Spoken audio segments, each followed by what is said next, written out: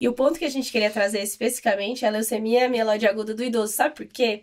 Porque eu falo que leucemia é uma doença de idosos, basicamente, mas que o tratamento sempre foi, o tratamento e os estigmas sociais, né, e o que traz, assim, na mídia, até nas novelas, nos filmes, são sempre pacientes muito jovens. Então, a imagem que a gente tem na cabeça popularmente, falando leucemia, é o paciente com 20, 30 anos. Sim. Então, é uma doença de idosos em que o tratamento foi desenhado para pacientes jovens.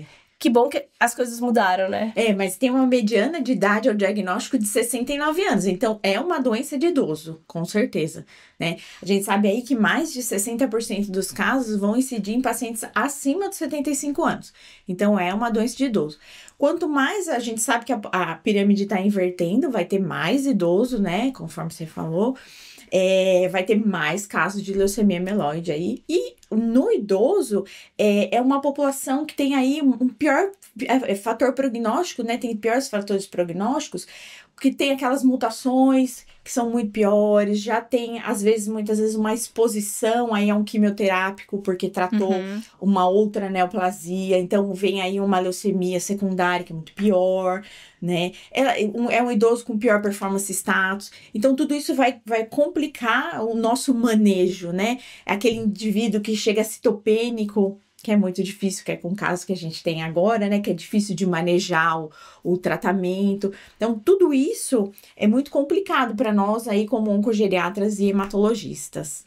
E acho que assim, como a gente conversou, veio mudando. Antigamente olhavam-se esses idosos com leucemia e, então é um paliativo exclusivo, e aí aquele slogan, né, que a gente odeia, né? Tipo, não tem nada mais o que fazer.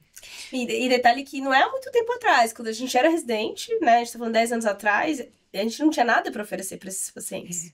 É verdade. E hoje a gente evoluiu, primeiro no conhecimento da doença, como você bem colocou, na nossa época era isso mesmo, leucemia mieloide era uma entidade única. A gente não conhecia esses tão Essas bem, janelas, né, todas esses pormenores de subtipos, quais têm o melhor prognóstico, não, no máximo cariótipo, não tinha acesso à biologia molecular. E também aos tratamentos, que antes eram realmente muito intensos, e hoje a gente já tem tratamentos mais voltados para o idoso. Sim.